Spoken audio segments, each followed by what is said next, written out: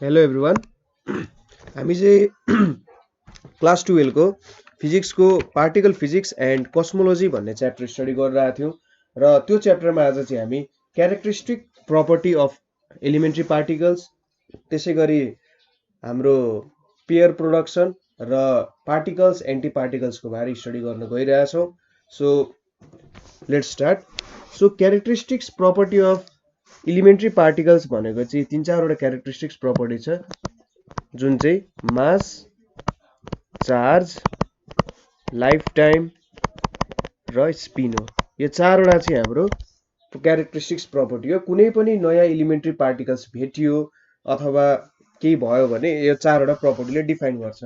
के भयो त भन्दा एलिमेन्ट्री पार्टिकल्सहरु चाहिँ धेरै नम्बरमा भेटिन थाल्यो। अब यिनीहरुलाई त एउटा एउटा ठाउँमा त ग्रुप गरेर राख्नु पर्यो नि। सो यो 4 वटा प्रपर्टीले चाहिँ के गर्न सकिन्छ त हाम्रो एलिमेन्ट्री पार्टिकल्सहरुलाई चाहिँ ग्रुप गरेर राख्न सकिन्छ। सो पहिलो प्रपर्टीको बारे डिस्कस गरौँ, जुन चाहिँ के छ त मास छ। सो के छ त भन्दाखेरि कुनै पनि एलिमेन्ट्री पार्टिकल, मैले एलिमेन्ट्री पार्टिकललाई चाहिँ ईपी भनेर लेख्छु है, क्यापिटल ई क्यापिटल पी। सो कुनै पनि एलिमेन्ट्री पार्टिकलको रेस्ट मास चाहिँ के हुन्छ त, एलिमेन्ट्री पार्टिकलको rest mass is always same. जहिले पनि रेस्ट मास चाहिँ सेम हुन्छ हैन। सो के गरिन्छ त भन्दा यदि two particles have same rest mass, two particles have same rest mass छ भने तिनीहरुलाई चाहिँ के भनिन्छ भने सेम पार्टिकल हो भनिन्छ। ठीक छ। यदि दुईटा पार्टिकलको रेस्ट मास सेम छ भने तिनीहरुलाई सेम पार्टिकल भनिन्छ। यदि two particles have different rest mass छ भने तिनीहरुलाई चाहिँ डिफरेन्ट पार्टिकल भनेर भनिन्छ। सो मास एउटा फन्डामेन्टल क्यारेक्टरिस्टिक्स रहेछ, जसले चाहिँ के डिफाइन गर्छ त भन्दा हाम्रो पार्टिकल सेम नेचरको हो कि डिफरेन्ट नेचरको हो। सो यो मासलाई चाहिँ प्रिन्सिपल लेभल भनेर पनि भन्छ है।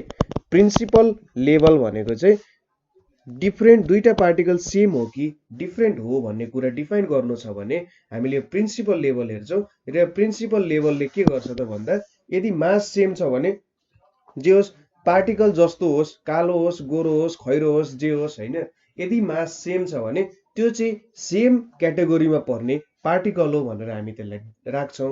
तर यदि मास डिफरेन्ट छ भने तिनीहरू एउटै जातको परेवा भयो भने, एउटै जातको चरा भयो भने के हुन्छ त भन्दा होइन यो दुईटा चाहिँ डिफरेन्ट हो भनेर चाहिँ भनिन्छ हामीले। ठीक छ। सो प्रिन्सिपल लेभलले के दिन्छ त हामीलाई भन्दा पार्टिकल सेम नेचरको हो कि डिफरेन्ट नेचरको हो भनेर दियो। सो यसको लागि हामीले रेस्ट मासको सहयोग लिन्छौँ। रेस्ट मास सेम भयो भने सेम पार्टिकल भयो र डिफरेन्ट भयो भने डिफरेन्ट पार्टिकल भयो। र यसले फाइदा के गर्यो त भन्दाखेरि विदाउट अब्जर्भेसन पनि हामीले के डिफाइन गर्न सक्यौँ त पार्टिकल सेम हो कि डिफरेन्ट हो।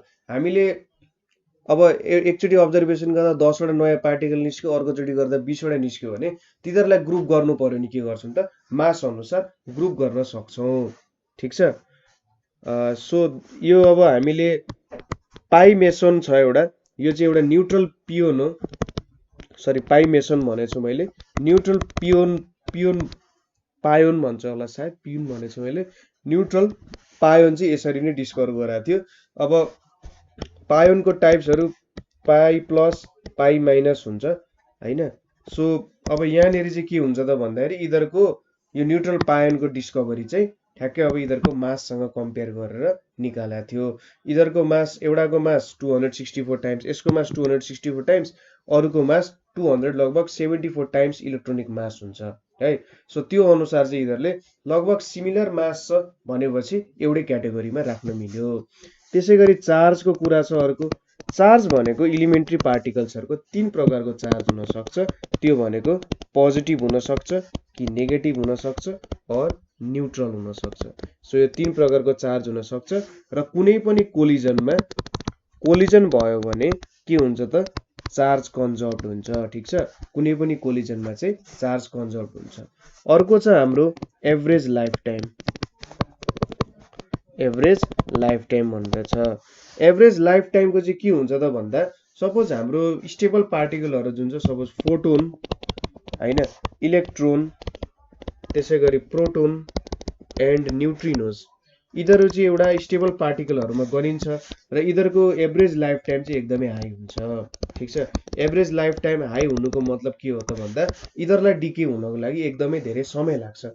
तर अरू जुन एलिमेन्ट्री पार्टिकल्सहरु छन् तिनीहरूको एभरेज लाइफ टाइम चाहिँ एकदमै सर्ट हुन्छ। ठीक छ, किनभने यो पार्टिकलहरु अरू पार्टिकलहरुसँग इन्टरेक्सन गरेर रियाक्सन गरेर अरू फर्म लिइहाल्छन्। सो यिनीहरूको इन्डिपेन्डेन्ट हेर्न खोजिरहन्छौँ हामीले, एलिमेन्ट्री पार्टिकल हामी इन्डिपेन्डेन्ट डिस्कभर गर्न खोजिरहन्छौँ। तर के भइदिन्छ त भन्दाखेरि यिनीहरूलाई चाहिँ अरूसँग एकदम छिटो इन्टरेक्सन गरिहाल्ने अथवा डिके भइदिन्छन्। सो डिके भइदिएपछि के हुन्छ त नेचर चेन्ज हुने भयो। सपोज हामीले पढाएको थियौँ नि न्युक्लियर फिजिक्समा युरेनियम चाहिँ थोरियम र बेरियममा चेन्ज हुन्छ भनेर, सरी बेरियम र क्रिप्टोनमा चेन्ज हुन्छ र बेरियम र क्रिप्टोनको नेचर त अथवा प्रपर्टिजहरु त युरेनियम भन्दा डिफ्रेन्ट हुन्छ नि। सो यो पार्टिकलहरु पनि डिके भएर चाहिँ के हुन सक्छ त यिनीहरूको प्रपर्टी डिफ्रेन्ट हुन सक्छ। अब के हुन्छ भन्दाखेरि यिनीहरूको जुन डिके प्रपर्टी छ नि अथवा डिके हुने टाइम छ त्यो चाहिँ र्यान्डम छ। ठीक छ, कति बेला हुन्छन् के गरौँ भने हुन्छन् भन्ने कुरा हुँदैन, यिनीहरू जुनै बेला पनि के हुन सक्छ त डिके हुन सक्छ। त्यसैले डिकेको प्रेडिक्सन गर्न चाहिँ डिकेलाई प्रेडिक्सन गर्न इम्पोसिबल छ। सो यो कुराहरू भयो र अनस्टेबल न्युक्लियसहरू कति बेला डिके हुन्छन् भन्ने कुरा अथवा अनस्टेबल एलिमेन्ट्री पार्टिकल कहिले डिके हुन्छन् भन्ने कुराहरू थाहा पाइँदैन। सो यो एउटा प्रपर्टी भयो। यसलाई चाहिँ हामीले अब मिन एभरेज लाइफ चाहिँ हामीले थाहा पाउन सक्छौँ हैन। हामीले रेडियो एक्टिभिटीमा गराएको थियौँ नि, एकचोटि त्यो भिडियो पनि हेर्नु होला। रेडियो एक्टिभिटीमा हामीले के गराएको थियौँ भन्दाखेरि सपोज एन नट पार्टिकल्सहरू छन्, सुरुमा डिके भएको छैन हैन, एन नट पार्टिकल्सहरू छन्, त्यसपछि टी टाइम पछि एनवटा पार्टिकल्स रह्यो हैन। सो के भयो त भन्दा टी टाइम पछि यति रह्यो भने चाहिँ हामीले चाहिँ यसरी प्रेडिक्सन गराएको थियौँ, सपोज यति यति नम्बर हुन्छ भनेर प्रेडिक्सन गराएको थियौँ। सो अर्को प्रपर्टी भनेको के हुन्छ, स्पिन हुन्छ। ठीक छ, स्पिन भनेको चाहिँ कसरी बुझ्न सकिन्छ भने हाम्रो अर्थ आफ्नो एक्सिसमा घुमिरहेको हुन्छ नि, 66 होल 1/2 होला है, 66 होल 1/2 डिग्रीमा आफ्नो एक्सिसमा घुमिरहेको हुन्छ। सो त्यो भनेको अर्थको रोटेसन भयो। त्यसै गरी सानो पार्टिकलहरू पनि रोटेट गर्छन् यसरी नै हैन। सो त्यो एक प्रकारले स्पिन भन्न सकिन्छ। सो यो स्पिन प्रपर्टी अनुसार त्यहाँनेरि के हुन्छ, पार्टिकलको आफ्नै इन्टरनल एङ्गुलर मोमेन्टम हुन्छ। तपाईलाई यदि बुझ्न मन लागेको छ खासमा स्पिन भनेको के हो त भन्ने कुराहरू बुझ्न मन लागेको छ भने एकचोटि कन्सल्ट गर्नु होला, मलाई कमेन्ट गर्नु होला। अब बोजोन र फर्मियोन भनेर हुन्छ है। ठीक छ, बोजोनको स्पिन चाहिँ कस्तो हुन्छ त इन्टिग्रल स्पिन हुन्छ। ठीक छ, +1 -1 +2 3 यसरी हुन सक्छ। फर्मियोनहरुको चाहिँ कस्तो हुन्छ त 1/2 3/2 यस्तो खालको स्पिन हुन्छ के।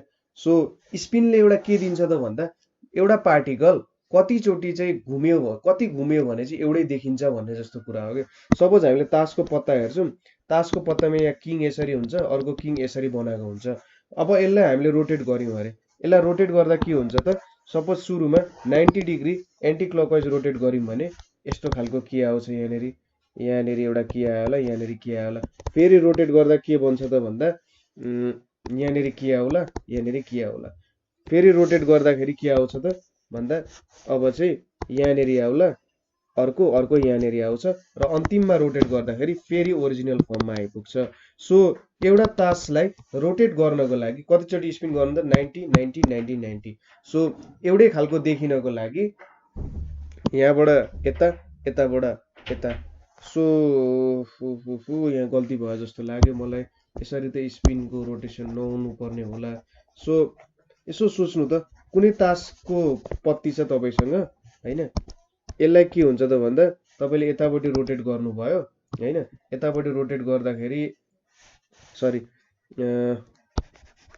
सुरुमा त यसरी यो एंगलमा ढल्किन्छ, त्यसपछि फेरि के हुन्छ त ओरिजिनल रूपमै आइपुग्छ। मैले कस्तो भुसुक्क बिर्से, ठ्याक्कै हेर्नु त एकचोटि 90 डिग्री रोटेट गर्नु, फेरि 90 डिग्री रोटेट गर्दाखेरि के भयो त आफ्नो ओरिजिनल फर्ममा आयो। सो कुनै पनि तासको पत्तीलाई 180 डिग्रीमा रोटेट गरे जस्तै स्पिन भनेको चाहिँ के दिन्छ त कुनै पनि पार्टिकललाई कतिचोटि रोटेट गराउनु पर्यो एउटा एक्सिसमा ताकि उसले आफ्नो ओरिजिनल फर्म रिगेन गरोस् हैन।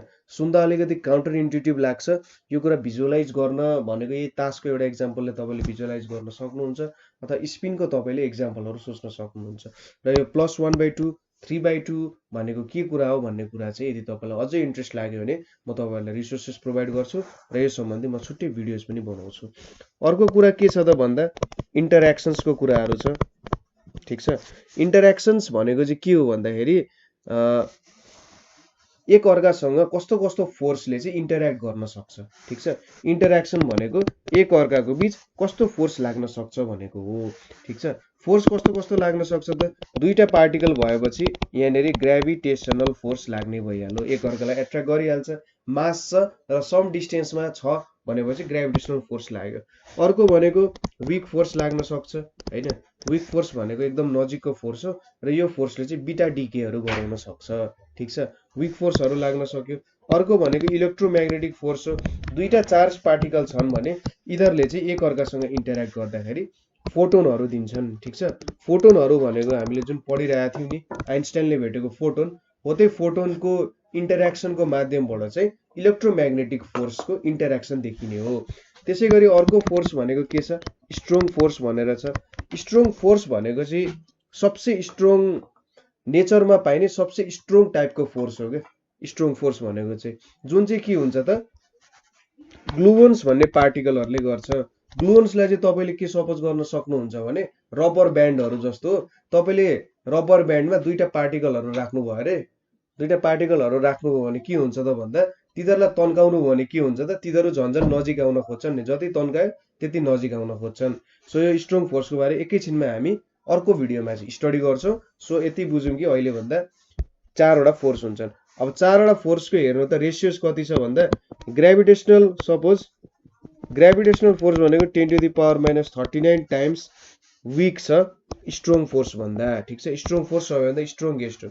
सरी, यो चाहिँ ग्रेभिटेशनल फोर्स 10⁻³ टाइम्स वीक छ स्ट्रोङ फोर्स भन्दा। स्ट्रोङ फोर्स भन्दा 10⁻³ टाइम्स वीक भनेको इलेक्ट्रोम्याग्नेटिक फोर्स छ र 10⁻² टाइम्स वीक चाहिँ के छ त हाम्रो वीक फोर्स छ। सो सबैभन्दा स्ट्रोङेस्ट फोर्स भन्दा सबैभन्दा वीकेस्ट फोर्स चाहिँ 10⁻³ टाइम्सले वीकर छ। ग्रेभिटी चाहिँ 10⁻³ टाइम्सले वीक छ। एउटा एक्जाम्पल सपोज गर्नु, सपोज तपाईसँग एउटा म्याग्नेट छ हैन, इलेक्ट्रोम्याग्नेटिक फोर्स र ग्रेभिटीमा नाप्दाखेरि तपाईसँग तल एउटा आइरन पिस झरेको छ अरे हैन, ग्राउन्डमा आइरन पिस छ। तपाईले त्यो सानो आइरनले के गर्न सक्नुहुन्छ, त्यो आइरन पिसलाई माथि तान्न सक्नुहुन्छ। त्यो आइरन पिसलाई त ग्रेभिटी अर्थको होल ग्रेभिटीले तल तानिरहेछ नि, तर के भयो त भन्दा त्यो आइरन पिसलाई चाहिँ तपाईले सानो म्याग्नेटले तान्न सक्नुभयो। सो यहाँबाट के देखिन्छ त भन्दा इलेक्ट्रोम्याग्नेटिक फोर्स चाहिँ हाम्रो ग्रेभिटेशनल फोर्स भन्दा एकदमै धेरै के छ त स्ट्रोङ छ। यहीँबाट हेर्दाखेरि लगभग 10⁻26 टाइम्सले चाहिँ हाम्रो इलेक्ट्रोम्याग्नेटिक फोर्स स्ट्रोङ छ। सो चारवटा प्रपर्टी हामीले डिस्क्राइब गर्यौं, इन्टरेक्सन्स, त्यसैगरी स्पिन, एभरेज लाइफ टाइम र चार्ज। यो भनेको हाम्रो एलिमेन्ट्री पार्टिकल्सहरुको प्रपर्टिजहरु हो है। अब अर्को कुरा हामीले हेर्ने भनेको पार्टिकल्स र एन्टी पार्टिकल्स,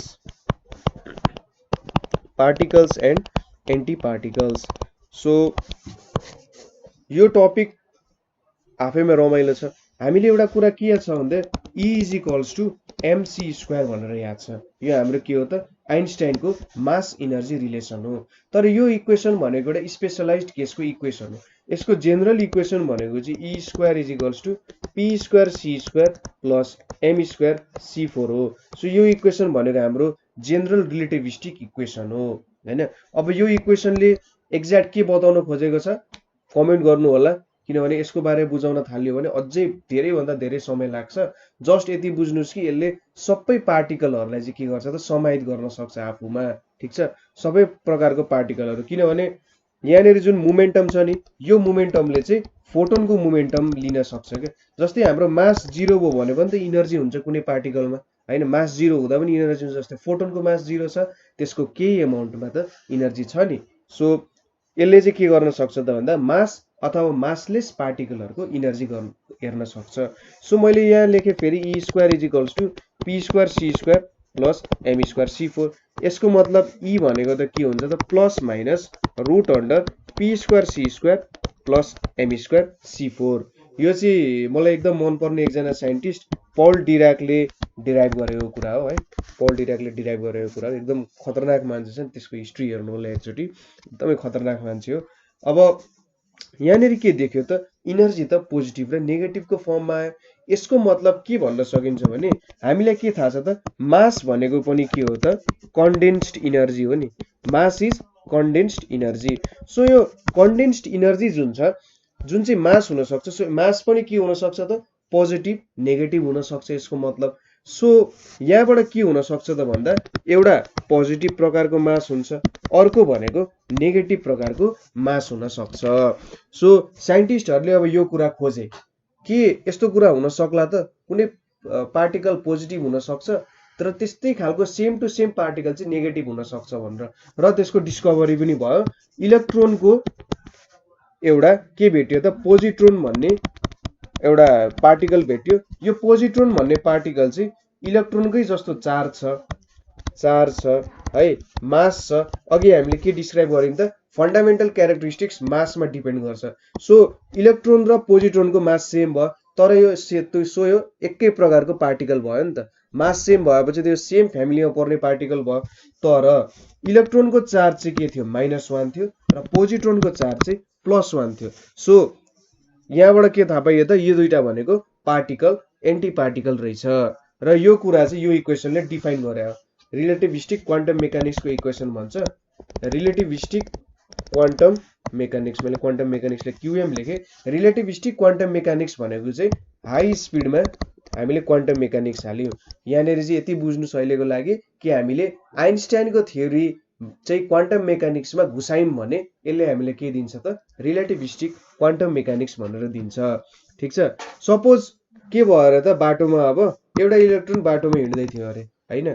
अब यसको जम्का भेट चाहिँ के भयो त एउटा पोजिट्रोनसँग भयो। यो हाम्रो पोजिट्रोन भयो हैन र यो हाम्रो के भयो त इलेक्ट्रोन भयो।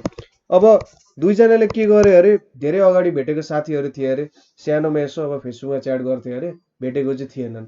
अब के भयो दुईजनाको जम्का भेट भयो। अब दुईजना साथीहरू त भेट भयो भने के हुन्छ त हात त मिलाउनु पर्यो। सपोज इलेक्ट्रोन र पोजिट्रोनले के गरे अरे त हात मिलायो भने के हुन्छ थाहा छ यिनीहरू चाहिँ बर्स्ट हुन्छ के पड्किन्छ। के भन्दाखेरि यिनीहरू दुईटाको पार्टिकल एउटाको पोजिटिभ छ एउटाको नेगेटिभ छ भने चाहिँ के हुन्छ त यिनीहरू दुईजना ठोकिएर के हुन्छ त इनर्जीको रूपमा प्योर इनर्जीको रूपमा चेन्ज हुन्छन्। ठिक छ। त्यसैले इलेक्ट्रोन र पोजिट्रोनलाई चाहिँ कहिले पनि नजिकै ल्याउनु हुँदैन है। यिनीहरूलाई चाहिँ टाढा टाढा राख्नुपर्ने हुन्छ। एक्सपेरिमेन्ट गर्दा पनि त्यसरी नै यिनीहरूलाई युज गरिन्छ। सो तपाईँको कोही पोजिट्रोन साथी छ भने चाहिँ होसियार हुनु होला गाह्रो होला फेरि। सो प्योर इनर्जीमा चेन्ज हुन्छ। यसको इनर्जी मैले म्याग्निट्युडको रूपमा लियो भने mc² हुन्छ यसको पनि mc² हुन्छ। सो 2mc² चाहिँ इनर्जी बाहिर निस्किन्छ। ठिक छ। जहाँ m भनेको चाहिँ मास अफ इलेक्ट्रोन हो हैन अथवा पोजिट्रोन जे भनेको नि हुन्छ दुईटाको मास सेम छ र c भनेको के हुन्छ त भेलोसिटी अफ लाइट हुन्छ। सो यसरी चाहिँ यहाँनिर हामीले पार्टिकल्स र एन्टी पार्टिकल्सको हेर्यौँ एक्जाम्पल। र यो हामीले जुन इक्वेसन लेख्यौँ नि यो इक्वेसनले के देखाउँछ त भन्दाखेरि यदि कुनै पनि पार्टिकल छ भने कुनै पनि पार्टिकल एक्जिस्ट गर्छ भने त्यसको एउटा एन्टी पार्टिकल पनि हुन्छ जहिले। ठिक छ। पार्टिकल छ भने त्यसको एन्टी पार्टिकल पनि हुनु पर्यो र यो कुरा एक्सपेरिमेन्टली नै भेरिफाई भएको कुरा हो। प्रोटोनको एन्टी प्रोटोन हुन्छ इलेक्ट्रोनको पोजिट्रोन हुन्छ न्युट्रोनको एन्टी न्युट्रोन हुन्छ न्युट्रिनोको एन्टी न्युट्रिनो हुन्छ हैन। तर अब के हुन्छ भन्दाखेरि स्टेबिलिटीको कुरा आउँछ स्टेबल नहुन सक्छ किनभने हाम्रो युनिभर्स भनेको पार्टिकलले भरिएको छ। यो त अब डिस्क्राइब गर्ने तरिका नाम त हो नि सूर्यलाई अब पूर्वबाट उदाउँछ भने जस्तै हो पूर्वको साटो पश्चिमै राखे पनि हुन्थ्यो। जस हामीले चाहिँ यहाँनिर नामकरण गरे अनुसार हाम्रोमा भएको चाहिँ सबै पार्टिकलहरू हो र एन्टी पार्टिकलको युनिभर्स पनि छ होला अर्को त्यस्तो ब्रह्माण्ड पनि छ होला भनेर चाहिँ भनिरा हुन्छ। सो सपोज अब मैले चाहिँ हाम्रो हाइड्रोजन एटम लिए नि हाइड्रोजन एटममा के हुन्छ त भन्दा एउटा प्रोटोन हुन्छ र त्यसको वरिपरि इलेक्ट्रोन हुन्छ। यदि मैले एन्टी हाइड्रोजन बनाउने हो भने के हुन्थ्यो त भन्दा यहाँनिर पोजिट्रोन हुन्छ हैन यहाँनिर सरी बीचमा चाहिँ एन्टी प्रोटोन हुन्छ नेगेटिभ चार्ज हुन्छ र वरिपरि चाहिँ के छ त पोजिट्रोन घुमिरहेछ जसको चाहिँ पोजिटिभ चार्ज छ। ठ्याक्कै के भयो त ठाउँ चेन्ज भयो अरू सबै कुरा सेम छ चार्जहरू मात्रै के भयो त शिफ्ट भयो एकअर्कामा। ठिक छ। एउटाको चार्ज अर्कोमा अर्कोको चार्ज अर्कोमा हाल्यो हामीले। सो यहाँनिर चाहिँ हामीले पार्टिकल्स एन्टी पार्टिकल्सहरूको बारेमा डिस्क्राइब गर्यौँ। त्यसै गरी क्यारेक्टरिस्टिक्स प्रपर्टिजहरू डिफाइन गर्यौँ र के देख्यौँ भन्दा पार्टिकल्स एन्टी पार्टिकल्सको लागि हामीले क्यारेक्टरिस्टिक्स प्रपर्टीद्वारा चाहिँ के गर्यौँ त यिनीहरू एकै प्रकारको पार्टिकल हो तर चार्ज र मासहरूमा चार्जमा डिफ्रेन्स आउँछ। त्यसै गरी स्पिनहरूमा डिफ्रेन्स हुन्छ र इन्टरेक्सन गर्ने तरिका एउटै हुन्छ। सो यो कुराहरू हामीले थाहा पायौँ। अब तपाईँलाई कतै क्वेसन भए अथवा केही कुरा जान्न इच्छा भए चाहिँ नेपाल अनलाइन स्कुलमा कमेन्ट गर्नुहोला र हामी तपाईँको प्रब्लम सल्भ गर्न हरदम रेडी छौँ। So thank you for watching.